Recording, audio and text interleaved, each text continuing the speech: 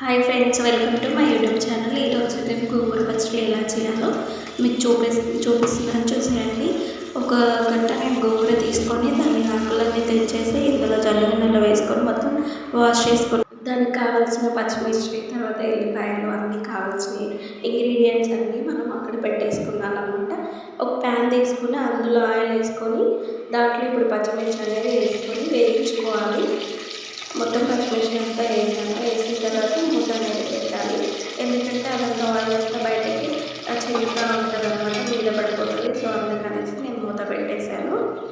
తర్వాత పక్కనే రైస్ అనేది పెట్టేసి దాన్ని ఉడికించేస్తున్నాను అనమాట.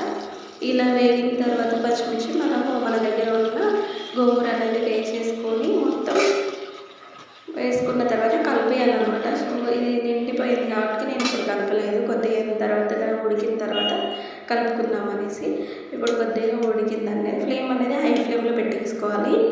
ఇలా మొత్తం కలుపుకోవాలి, మొత్తం కలుపుతూ ఉండాలన్నమాట. మనం ఇక్కడ అడగట్టకుండా మంచిగా చూసుకుంటూ జాగ్రత్తగా చేసుకోవాలి. ఎంత మంచిగా చేసుకుంటే అంత టేస్టీగా ఉంటుందండి గోంగూర చట్నీ అనేది.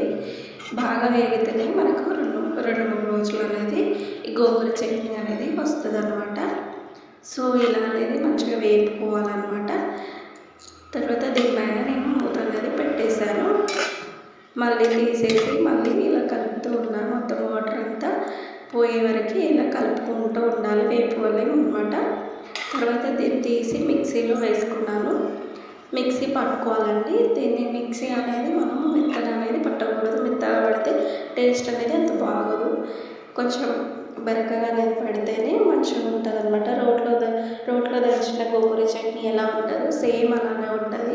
ఇలా బరకగా పట్టేసుకుంటే సాల్ట్ అనేది నా రుచికి తగ్గట్టు వేసాను. తర్వాత దీన్ని టేస్ట్ అనేది చూసాను అనమాట, సాల్ట్ అనేది సరిపోయిందా లేదా అనేసి. దీన్ని మనం ఒక బాక్స్లో తీసేసుకున్న తర్వాత దీనికోసం మనం ఇప్పుడు పోపు అనేది రెడీ చేసుకోవాలన్నమాట. దీనికోసం ఒక ప్యాన్ పెట్టి ఒక టీ మూకుడు అనేది పెట్టేసుకున్నాను. దాంట్లో ఆయిల్ వేసుకొని పోపు దినుసులు వేసుకున్నాను.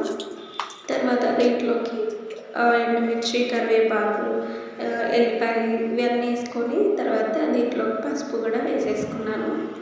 వేసుకొని దీన్ని పోపు అనేది పెట్టేసాను అనమాట. పోపు పెట్టిన తర్వాత మొత్తం మిక్స్ చేసుకున్నాను.